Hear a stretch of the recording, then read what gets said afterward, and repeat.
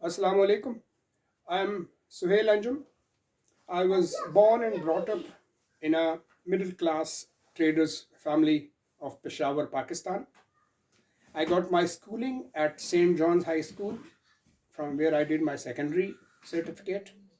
Then I got admission in the prestigious Edwards College, Peshawar, from where I graduated in 1982. Thereafter, I did my MBA from Preston University, Peshawar. My career track in this century starts with Crown Holdings Limited, Dubai, a real estate development firm where I worked first as a manager and later as its general manager. After the global financial crunch of 2008-9, I had to come back to Pakistan like many others of my colleagues. There, I joined Brains Institute, which is a degree awarding body in Peshawar.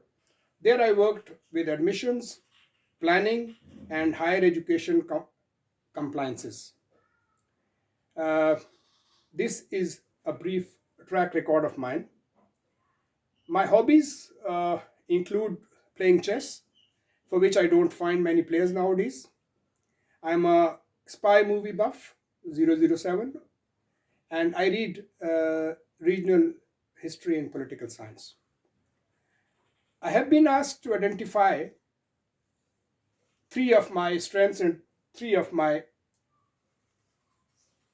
weaknesses. I think communication is my first strength. I can send and receive a message clearly. Number two, I do good situation analysis to support decision making. And I am a people's person. I get along well with people, all sorts of people. These were my positive traits of my personality. On the negative side, the first one is my physical fitness, about which there's nothing to write home about. I get impatient with inefficiency, and I mostly am reluctant to delegate because I like being hands on all the time. These are my personality traits. Uh, Coming to digital and technological skills, I belong to the baby boomers generation, people who got exposed to computers much late in their lives. I came across my first computer when I was in university. Uh, all my ICT skills are self taught and endorsed with regular practice. I'm very good at the Microsoft Office suite with special commands on Word, Excel, and PowerPoint. I also am very comfortable at communication platforms like Google Meet, Microsoft Teams. These are my technological skills. For people of my age, I am perhaps very well qualified in ICT. I have been asked to give a small presentation on two topics.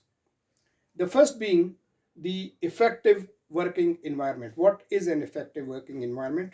In my opinion, an effective working environment consists of following few facts.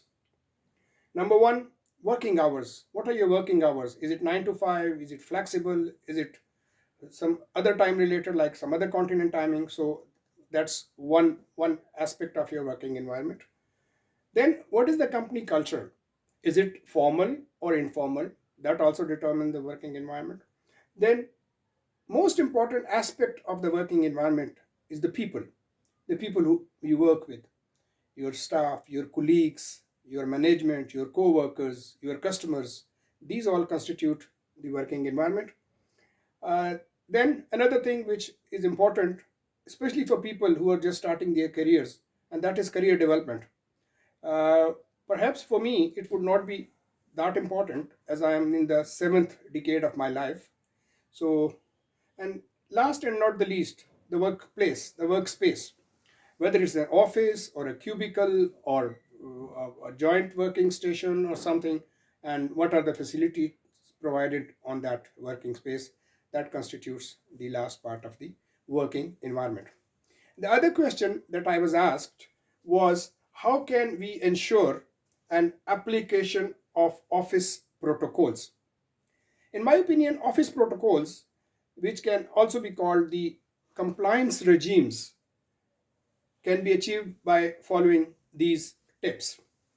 First, all procedures must be documented. We must have a documentary sort of thing with us. Number two, when we are applying those principles, there should be consistency in applying. Third, we should be ready to identify and remove barriers to compliance. And for doing so, if needed, we need to train our people. Then, whatever shortcomings we find, we will have to reinforce them with training whenever needed. Fifth, we need to stay current. We need to stay current on rules, regulations, both organizational and from outside. And last and not the least, that not only the management should know what are the procedures, all team members, all employees must be well aware of what the procedures are, and they must be able and willing to follow them. Thank you.